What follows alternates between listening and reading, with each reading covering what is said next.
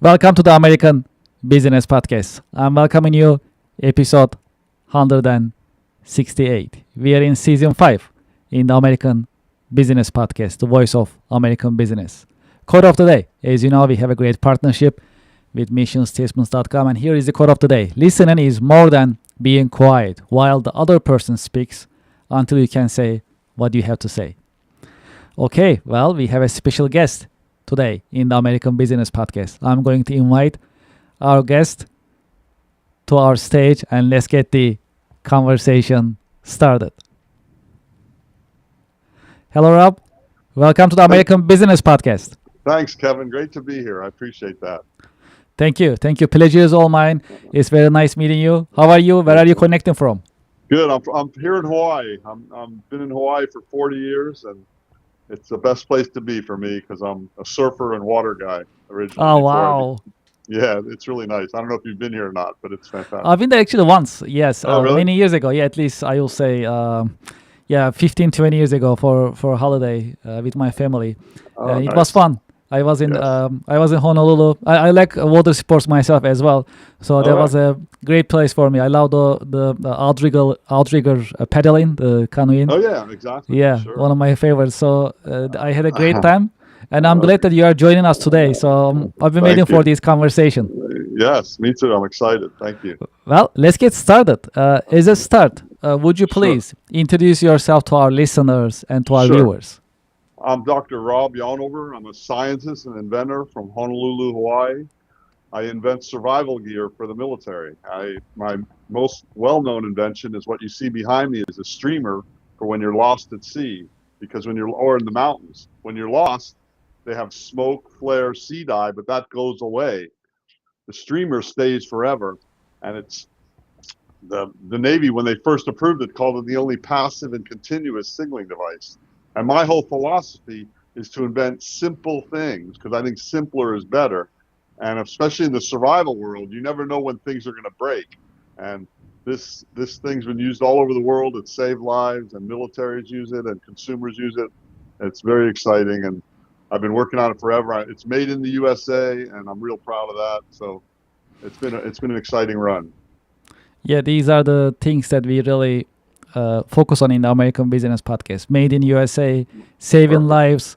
So Yes. these are all exciting subjects, important subjects that we like to talk about in the American Business Podcast. I'm glad that you are with us Yeah. today, That's and good. we can dive deeper. It's a perfect match. It is a perfect match, absolutely. When it comes to saving lives, Yes. absolutely. This is important that what you do, and I'm Thank glad you. that it's also used in military and service members as well for saving lives and helping them perform Yes. their duties. That's very important. Exactly, and there's nothing better than saving someone's life. I was thanked personally by a couple of guys that used it in the military and another scuba diver, and Yes. there was nothing better. The guy thanked you, and then that was all the 30, 40 years I've been working on this Mhm. made it all worth it because there were many pitfalls and many times when I could have quit, but I knew someday it's going to save some lives, and it has. So I'm very grateful for that. This is great. Well, okay. Would you please tell us about your career journey? How did you get started? How your career journey has unfolded over the years? Okay. Well, just as a kid, I loved the ocean, and I also did really well in school. So I combined the two. I got straight A's in school, and then I went to college and took a geology class and learned about volcanoes. And I grew up in Miami where the land is flat, there are no volcanoes, and the waves were terrible. And I dreamed about big waves and volcanoes, and I just kept going in school. And I got my bachelor's and I got my master's. I worked for Exxon and I drilled an oil well for them. And then I got a full ride scholarship to get my PhD at the University of Hawaii. And then I wrote a grant while I was here to work at NASA Johnson Space Center because my project was Galapagos ocean floor lavas. And I got to go down in the Alvin, the same submersible that found the Titanic 6 months after I was on it. So I went down 2 miles deep, took samples of lavas, analyzed them at NASA, MIT, and University of Hawaii, and that made up my PhD work. But while I was doing that, I was flying in a small plane, and I realized I looked down. When you look down from a plane, all you see is blue water around here or mountains. And you realize if you get lost, how are they going to see you? Smoke signals, flares, that all lasts a second or two.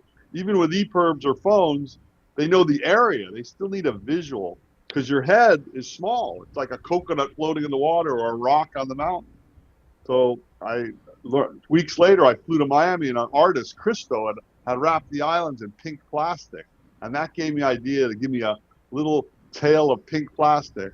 The military didn't like pink, so I went to orange, and that's Mhm. where the international orange, and that was the beginning of it. And it's, I just kept being perseverant. I never quit. I knew this was a good idea. I knew I could make some money from it. I knew I could save lives. So I never quit my day job. I kept working, got my PhD, did some teaching, worked for an environmental company, but just kept building this. And more the slow build. I'm playing the long game. A lot of guys in the startup world, they want to blow up a company really big. I'm kind of against that because yes, it can work, but more than likely it's going to fail. And then they're going to take your patents and so forth and just disassemble the whole company. I did not want to do this to this technology. So I've been doing the slow build through licensing and now through my own work. And it's still going and it's still used all over the world. I'm real proud of that. What is the secret of your success?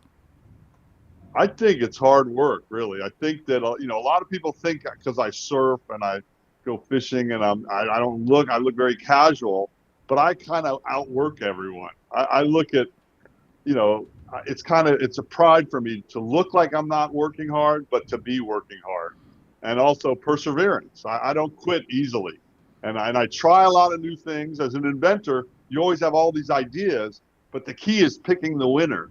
And Mm. by going slow and methodical and not quitting, you have a chance to pick the real winner instead of just getting too excited about the first thing that comes across your mind.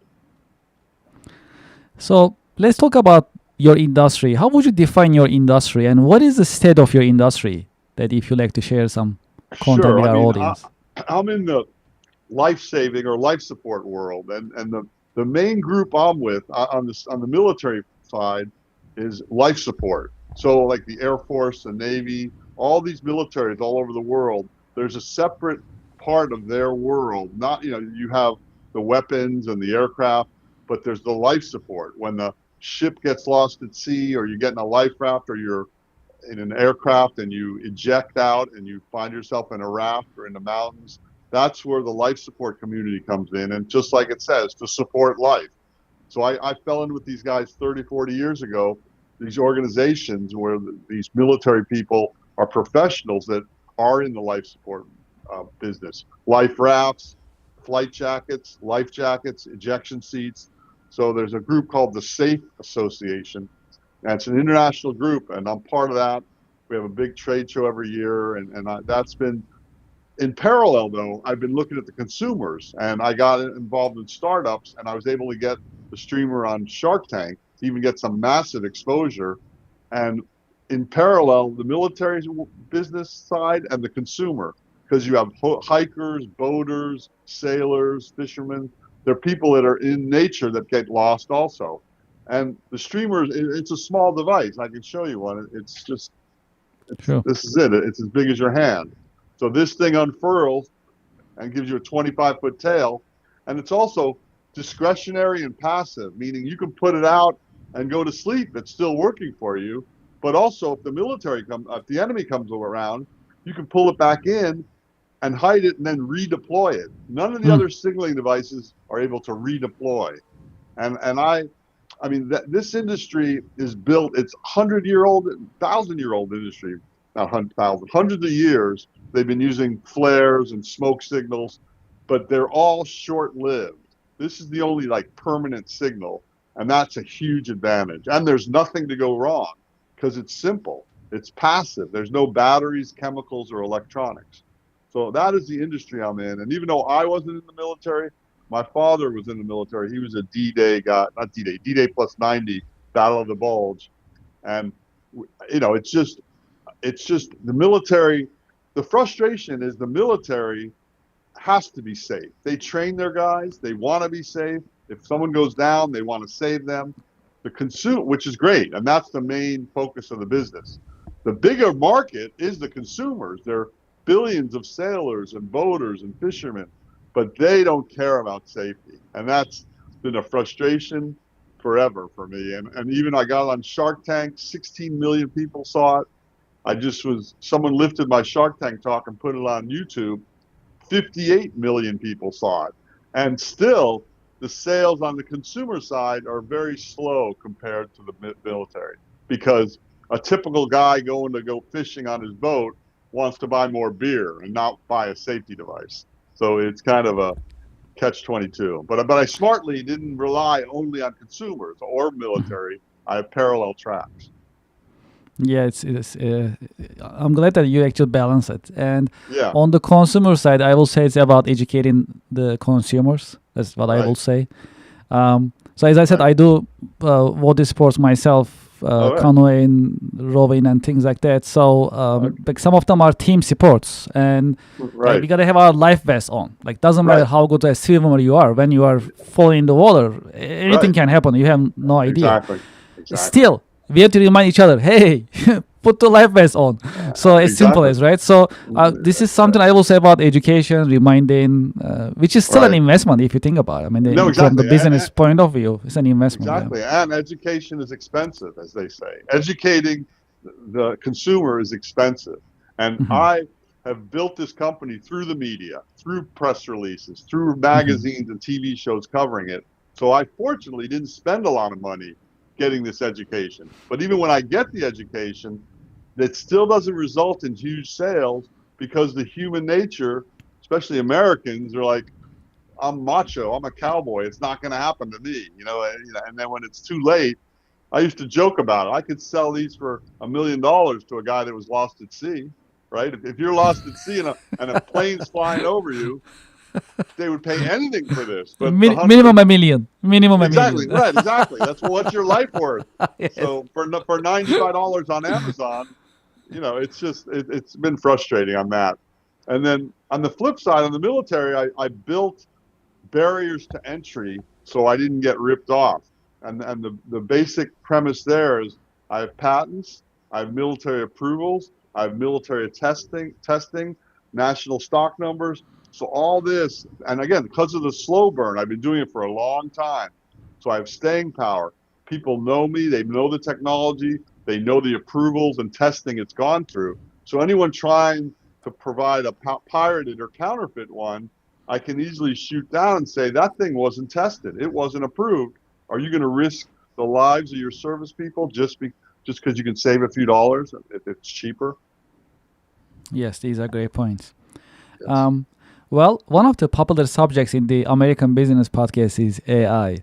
What is your take on AI? How do you see the impact of AI on business nowadays? Well, first of all, as an inventor and a creative person, I'm totally against it. I'm against phone. I don't like smartphones because I believe in zapping the creativity of young people. And the whole idea that they're smartphones, I think they make you dumb. Because when I was a kid, if you watched TV all day, we made fun of you. And now it's okay to have a color TV in your pocket. And now AI wants to think for you too. I understand how powerful it is, and I'm involved in it a little. One of my other inventions is a solar desalinator to convert salt water to fresh water, and a company just joined me to build a newer version of it, and they're going to use AI to optimize how to build that. Okay, that's good. It's a resource, AI, but the way it's being implemented, it's just, to me, all these technologies just make people fatter and lazier. That's how I look at it. So in the old days, you went to the library and you looked through books and you read and you took notes. Now then you start Googling and it just presents it. Then AI talks to you and you can train it to do things for you. The other thing that I don't want to manage people. And this AI, you're managing a robot. My whole goal is never to be an employee and never to have an employee. And that makes you have an employee. And I don't really, and it's just, again, the basic problem I have with it is the creativity side, the human creativity. If you don't exercise those muscles, especially children, young people, you lose it. And AI and and TV and the web, social media. It's beautiful. It's fascinating, and it's addictive. It's hard to go to a classroom after that and look at a chalkboard or look at a book. It's just not the same. And I think it's a really dangerous road we're going down. And of course, all these jobs are going to be taken from it, which is great if they spread the wealth evenly, but they're not going to do that. The people that have the AI that are going to deploy it are going to make the big money, and everyone else is going to lose, or they'll just pay them to be quiet. So I'm not a big AI fan. I'm not a big smartphone fan. In fact, here's my phone, and I have 20 patents. It's like a BlackBerry. It has Got it. Yeah, I buttons. was I was about to say Nokia or Ericsson type Yeah, of yeah, I had that, yes. but then it stopped working, so I had to get this Okay. one. But Okay. my whole premise is when you're at your home or office, then you should be connected to Wi-Fi. But when you're in nature or in the public, you Hmm. should only use a phone for calling and texting. That's my own philosophy, because you're missing out on so much True. interactions with other humans, observing nature, being creative, solving your own problems. Everyone runs to the computer, runs to Hmm. the phone for the answer, and I just think that's wrong. So Hmm. that's my own work. I think harder is better. People think everyone wants the soft, easy way. I think it's harder. If you work through a problem that's hard, it's more rewarding when you come to a solution, and you did the work. You powered your brain up. So Hmm. it's an interesting world in that respect. It really is. Yeah, times are changing, evolving, and it's sometimes unbelievable Yes. to see those changes. Yes. Um, okay, well, let's talk about marketing practice a little bit. From your point of view, what are the best marketing practices that bring the highest ROI? Well, for me, it's been PR, public relations, and working the media, because I don't want to have a big budget, especially in the selling of safety, which is my world. As we spoke earlier, safety is a hard sell. So why do I want to spend advertising dollars? And I tried it here and there, and it never really panned out. And like I said earlier, the 16 million Shark Tank people, or the 58 million on YouTube, those are humongous numbers. That would be very expensive to reach those people with paid advertisements. So my philosophy is to try to market through PR and the media covering your technology, and it's also a third party endorsement. When a military magazine or outside magazine or Men's Journal or whoever writes about this technology writes about it, you can't buy that coverage, because when you pay an ad, the smart people say, oh yeah, this is an advertisement. These guys are going to say whatever they want. So that's one thing. And then on the flip side, I still believe in person to person. And as much as I love them, I also hate them, which is trade shows. I still am a believer in trade shows. I can shave, put on a suit and tie, and I'm rubbing shoulders with the big people in my industry. And that's just walking the floor of a trade show. Then if your technology or business progresses where you can have a booth, then you have a booth that's like a storefront. And again, you can meet people, look eye to eye with people, discuss things. Even the way, just in person is so much better. To me, it's in person is the best, then phone or video, and then way down the list is texting or emailing, because Hmm. that's one way. So I think trade shows give you an opportunity to learn your industry and become networked within your industry. And that's why I don't like going to them so much.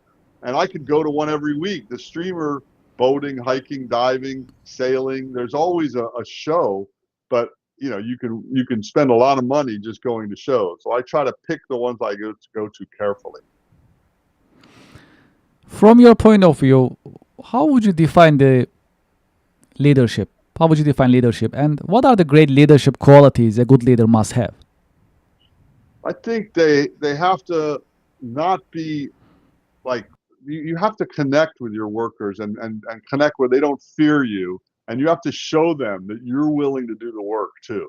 You're willing to roll up your sleeves. I think when and you have to have a vision that you get across to them.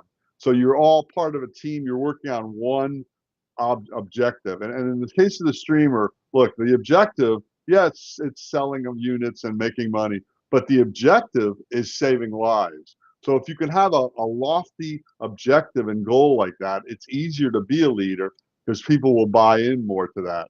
And I also like to let people run with what they're good at. I'm not a micromanager.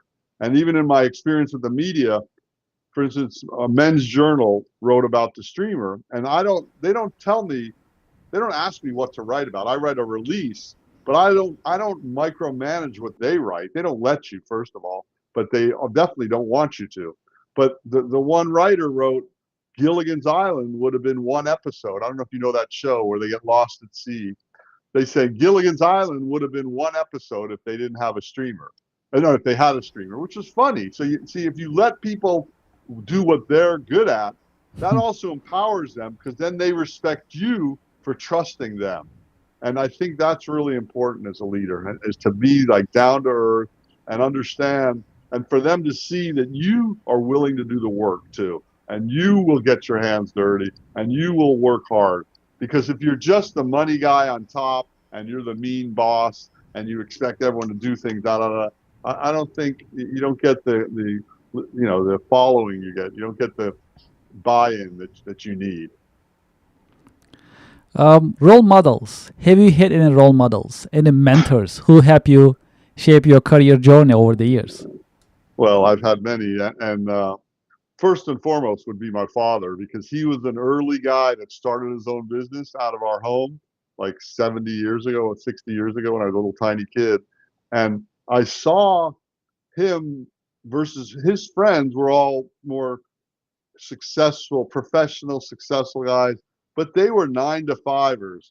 They didn't get to interact with their family. They didn't get that flexibility. So I saw that. And even in our family, we just say no to real jobs was a plaque on our wall. And if you got a real job, you were kind of looked at as like not a failure, but a disappointment. So we were kind of put on the path of being entrepreneurs, starting your own business, and also keeping track of the front of the store, meaning if you're a student, make sure you're doing well at school, and in your spare time, you start a business.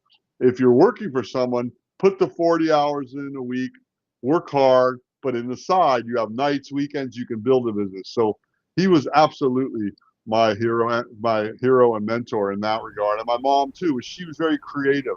They both really put across the work hard ethic, but also the creativity and the travel and exploration, learn about other cultures, learn about other places, and it's just that knowledge, being always open to being a learner. I'm always a lifelong learner, and I think they were really good. And then when I was a PhD student, I was doing my patent drawings for this streamer invention. The guy connected me to another inventor here on Oahu, this Swedish guy that invented the smoke in the cockpit technology. And he became a mentor of mine in how to invent technology for the military and for aviation world. And ironically, he mentored me in a reverse way because I saw what he did and I learned, no, I don't want to do that. He would take on the FAA or American Airlines and yell at them. I'm like, you're not going to get that far taking on these big guys and threatening them. So sometimes you learn what not to do that can be as much a lesson as learning what to do. And he was another mentor. I mean, I could go on, and then all my professors I've had over the years that taught me how to attack problems. So yeah, I've been fortunate. I've had some great mentors in my life.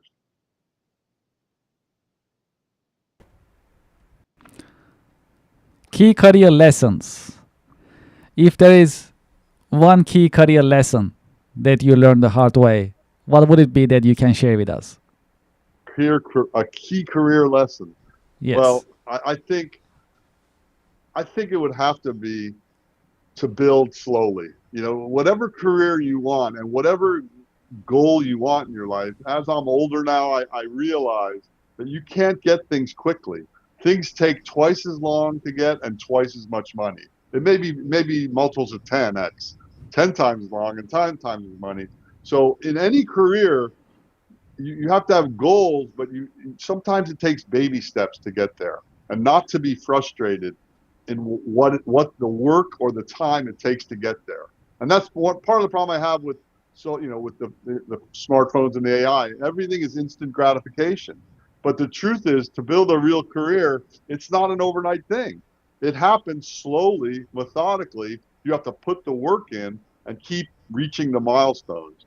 And I think and no one wants to hear that. Who wants to hear that? It's going to take longer and harder, and you're not going to get there right away. I mean, that's the truth.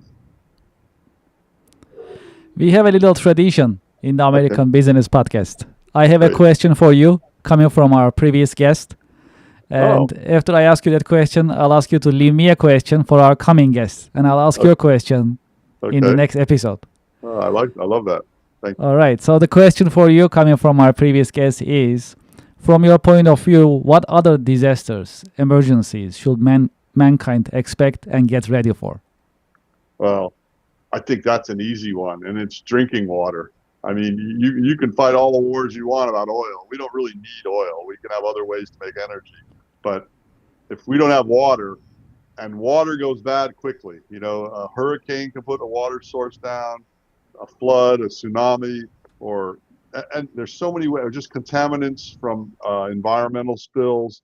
There's so many ways water can go bad, and all humans need water. And as the world's expanding in population, the way water, the necessary amounts of water needed that are potable that you can drink, that's one of the focuses I have in my other technologies, to make a device that can convert salt or polluted water into fresh drinking water, because I think that is critical. Absolutely. And that process is very hard. Am I right? Exactly. Yeah, very hard. And in fact, like in the Middle East, it takes a lot of energy. So you need all this oil to pump salt water through these filters, reverse osmosis, to get the salt out. So my device is very simple, using Gore-Tex, which is an expanded Teflon. We use it for raincoats. It's a great raincoat because it's like a web, a tiny web of Teflon. The holes are so small that when water hits, it bounces off, but air goes through, so it breathes. That's why it's a good raincoat, so you don't sweat. I use it in reverse. I made an inner and an outer bag. The inner bag has a window of this Gore-Tex. You put salt water in it. It's black, so it gets hot. You put it in the sun, the salt water evaporates, but only the vapor gets through. The salt crystals are stuck by the Teflon, by the Gore-Tex. So it converts, it separates the water vapor, which recondenses on the outer bag, and you can drink it. So right now it only makes like a mouthful of water a day. I have to get it up to a pint a day, and then it truly will be revolutionary in this world of providing water for people. So that's where I'm at. That's exciting. Yes, thank you. Well, okay. What is your question for the next guest in the American Business Podcast? What would you like to ask? And that last one, they didn't know I was going to be the guest, right? So Well, you don't know actually, what normally we don't talk about it. No one asks normally in general. But the previous guest specifically asked for it. Like, who is coming next? So I like to craft my question. So we only did it once. Normally we just don't do it. Okay, no. I'll give a general question. Okay. My question is, how are you going to deal with employees given their addiction to social media and AI? How do you measure how do you pick an employee, and how do you measure their output, given the fact that it's very hard for them to live without their phones and without the AI doing stuff for them? Yeah, that's a good question. I think it applies to everyone. Yeah, absolutely. I mean, because we see sometimes like different policies per company, no cell phone use, or they block certain websites. Like you cannot go to YouTube. I had a meeting earlier this morning with a company. We show our software system with our conversations and so on. And we said, hey, we have like a ton of videos about our software system. Would you like to watch? they got excited. They like to watch. And then we gave Yes, them the link, and they're like, "Oh, sorry, we cannot connect because of the company policy." They just block it. Basically, they cannot exactly, connect to exactly. YouTube, right? So I mean, the companies, they try to do certain things in a way that they like to manage their employees' time. At the Right. same time, times are changing, so it's really like it's No, a it's a mixed bag. challenge. Yeah, it's a No, I mean, challenge. I have children and grandchildren, and that's my challenge now. My kids didn't have smartphones; they just had Mhm, texts and regular phones. And then mhm. now these kids are growing. The little kids are growing up with We smartphones and did. AI. Yes, yes. How do you prevent that? And It's one of the hard. things I thought of is just like they say they block YouTube. I have read about cell phone blockers. There's a Mhm. thing that can block the whole signal, and none of the phones work. Apparently, Mm. they're illegal in the United States, but they're Okay. legal in Europe.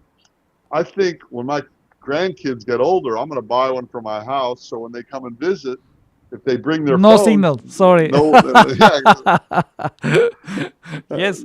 Yeah, they just started in schools, right? So in right. schools they can. They just started though. It's recent. I know, and So it's great. I'm so yeah, happy to see that. And yeah, that's true. That's true. the other thing that was such a lie, in my opinion, even when my son and daughter were in school, they started giving them iPhones or not iPhones, iPads, Mhm. or they started.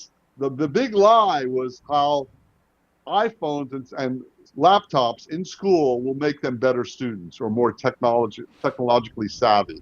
No way. I mean, they've done so many studies that say a pen and paper, crayons and paper, that makes you creative and a better student. Reading, writing, Mhm. arithmetic. Mhm.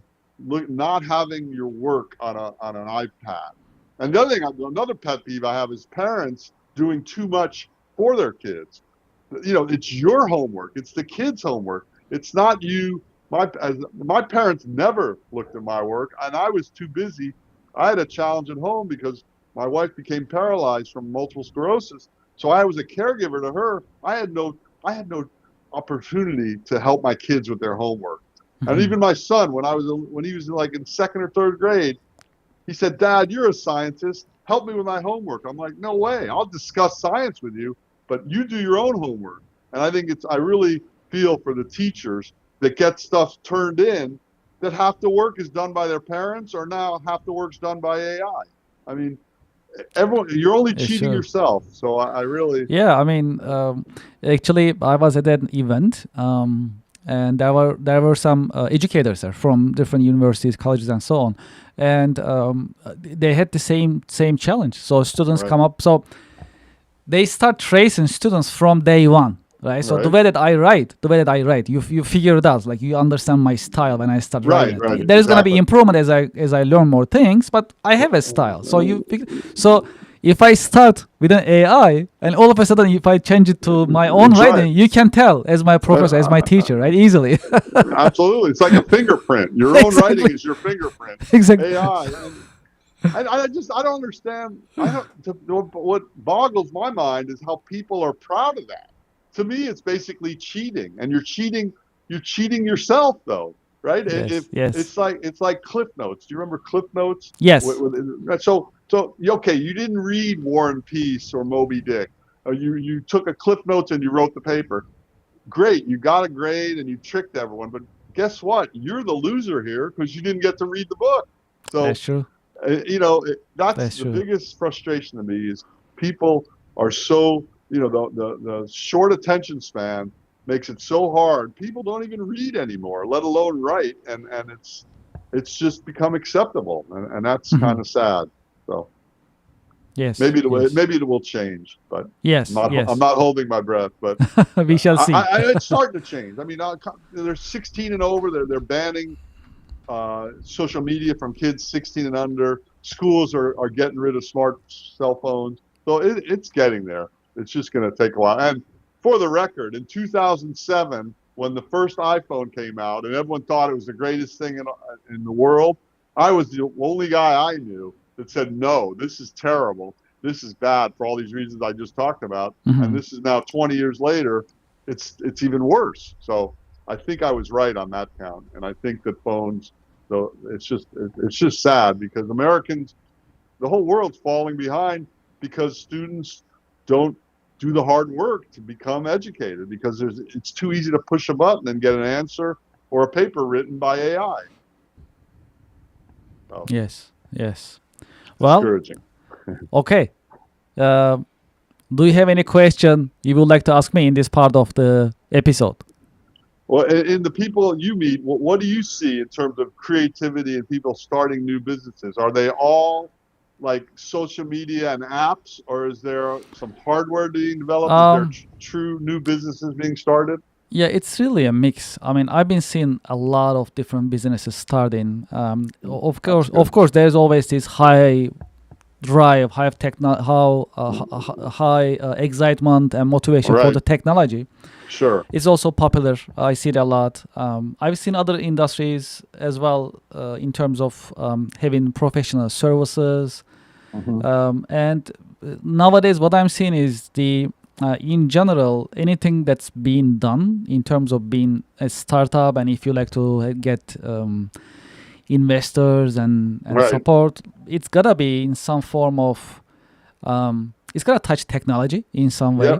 Yeah. and they're always looking for some sort of like annual recurring revenue or monthly Yeah. recurring revenue. So the Right. subscription is the key nowadays. That's what I'm Yeah. saying. So investors, when they engage, they look at that. So how is the continuation of the revenue, and what is the technology, or is there a technology? Yeah, does it Right. touch to technology? So that's what I see. At the same time, to your point earlier, the hard work is not going away at all. I mean, it's here to stay in different forms. Right. Everyone is different in terms of Right. their entrepreneurial skills and style. They all work hard in a way that Right. understanding the market, testing the market. And you just actually earlier mentioned one thing. I always believe in this. I knew I will save life. I will make money. I will be successful. That belief, all the entrepreneurs that I'm meeting with, I'm working with, I see that belief. Right. That's a core belief. I think that Okay. drives them all the way. That's And good. once you believe it, and coupled with the hard work, it looks like they get the success. That's what I'm seeing in That's my good. Yeah. conversations and in my observation. I'm also quite a networker. I network a lot, meet with different business people, business owners, investors, and so on. So there That's great. are some of them are really unique in their own way. Some of them, and in general, I see certain pattern. And when I say pattern, doesn't matter what I see. I mean, eventually the hard Right. work is hard work. You have to do it. Like you have to put the Exactly. hours in. So that is always there. That's right. There's no way around that. No, no. Yeah, I agree with you. I agree There's with you. no easy fix, and Yeah. people don't realize that. And the frustration for being an inventor for years, people come up to me and go, "I got this great invention. Here it is. You be back." Yes, we are back. Okay. Yeah. So you do this and we'll split the money. I'm like, you don't understand. Doing it is the hard part. Yes. Coming up with an idea, everyone can throw an idea out. It's Mhm. do you have the rigor? Are you rigorous enough to be disciplined enough to put the time in, the years, the hours, whatever it takes? Can you deliver? Yes. Exactly. And that's That's the big and, question. and the other thing is, as a kid in reading, are you familiar with Emerson and Thoreau? The great treatise that Emerson wrote was self-reliance. And I'm a big believer in the survival world. You got to rely on the number one tool in any survival is your brain. And the other thing is you have to rely on yourself. No one's coming to save you. So I believe the same in business. So if you have this great idea, you better be able to execute it. You better be disciplined enough to build this company. And you got to find people that are of the similar ilk that are willing to put the hard work in. And that I think that's getting harder and harder. I know people are always looking for employees across the whole country, and they can't find them because everyone's addicted to not working, and they pay people to not work. And now, how do you find someone that works hard? Yes, that's a big challenge. So one of the things that companies are doing, and we are also doing in our own firm as well, internship programs. So we Oh, get yeah. interns, we train them, and right there you can see the student right there. If Right. she is interested, would like to learn, and that's okay. If she's not interested, that's okay too. But you understand it early on. That really Yes. help us. Exactly. And then from there on, if we see that discipline gotta come inside of you, right? This is not something that I can't really teach someone. Like you really want to do it, and it's just Exactly. gonna be come inside of. Like it's just gonna be just in you. Right, So exactly. I Yeah, no, cannot just push to shove the discipline in you. It's just gotta be there. no, exactly. Yeah. But So for me, yeah, it's easier when yeah, you have a passion. I know I'm yes, lucky. I love volcanoes, so I can do all the work to get a PhD. I love inventing survival gear, uh-huh, so it was easy. I would hate to have to do something I didn't like doing, yes, and that's yes, where we are free to kind of pick what fields we want to go into. But we still ultimately, and that's why for me, I don't want to work on someone else's invention or yes. technology. I want to build my own thing, and Yes. I mean, that's to me is the best thing. That's If very you can very pull it inspiring. off, it's hard though. It is hard. It's harder Yes, than just being an employee. People that's think it's true. easier. It's way harder. Absolutely, absolutely, absolutely. And I'm glad you are sharing your story with the American Business Podcast community. Thank It's you, because it's very inspiring, and thank you. I appreciate that. that's what I've been seeing as well. So in US, there are millions of companies and organizations, Right, and these innovation and these belief to start your own business. right, When I say start your own business, finding solutions, right, addressing solutions, helping people, saving lives, and other right. benefits that actually being delivered. Um, that is what makes the American business and America different. That's what I have been seeing so far, I think so. And that's and that's what very important. hopefully we're not losing that because of the phones and AI. That's what I'm worried about. I mean, there's Well, I think certain we are turning into a business. So that's another opportunity for business in another form. That's true. Well, there is. I actually think that's true. There is going to be. A friend of mine said, "What am I going to do when I retired?" I go, well, when you retire, people are going to want organic, educational, real experiences for their kids or for themselves. So we're going to go flip side, and taking people out to nature and getting unplugged is going to be a big thing in the future. I can see that. Yes. I would do that if I couldn't do it with my own kids and grandkids. I would pay someone to get them away from their phones and to get them out and do something, which is crazy because as kids, Yes. that's all we wanted to do, and no one was pushing us to do that, right? Yes, that is true. Times are changing. And to your point, because of the AI and technology, we are always in it, in front of it, right next to Right. it. So it looks like that human relations, like human touch in a way, Yeah. the interactions will be more important and Uh, harder to get. That's how yes. it looks. And also things that's made by humans, right? Right now, things are being made by AIs getting there. Still, of course, Right. humans, we are doing things. But then Right. in the future, with the robots coming in, Right. eventually, hey, this is made by a human. And this is like, I it's know, going to right. be the unique thing, you know? Exactly. It used to be made in USA. It'll be made by human. Made by human in USA. This we are talking about, this is not like Star Wars type of movie anymore. No, This is this just is like coming in. It's just no, unbelievable. this is like next month. It's going to be like that. It's already here. Yes, yes, that is So true. true. It's an unbelievable conversation. So, okay, well, we talk about next generation. What is your career advice for the next generation professionals? Well, again, learn how to work hard. Learn how to work alone. Learn how to work without your crutches of the computer, the internet, social media, AI, and also the social skills. I mean, I was taught how to shake someone's hand, look them in the eye, Mm, write an email, respond to an email, write to someone. All that is it's such a refreshing thing when I meet a young person that can do all that. And that's what I really encourage anyone to starting a business is to get your interpersonal skills down because ultimately you're going to need them. And that maybe not if you're just a techie and you're just a code writer, but someone in your organization is going to need to do it. So you might as well. And also to understand, and I'm not a lawyer, but I know I'm very interested in it. And I used to tell my kids, you guys should get a law degree. And they kept saying, why? I don't want to be a lawyer. I go, I don't mean to be a lawyer. Just have a basis for knowledge so that when you go into any situation, you understand the legal aspect of it. It's just a general education. And even for me, getting a PhD in science was a means to an end. Yeah, it would have been cool to be a professor, and I was here and there, but it was more like teaching you how to attack problems, teaching you how to think, teaching you how to write, teaching how you get up in front of a class and of your peers and your professors and defend your work. That stuff, you can't buy that. So you got to put the hard work in. So you might as well start early and, pick coursework that gets you in that arena that isn't just the easy stuff that isn't interpersonal dependent. For those who like to continue this conversation, learn more about your company yourself, what is the best way that they can contact you?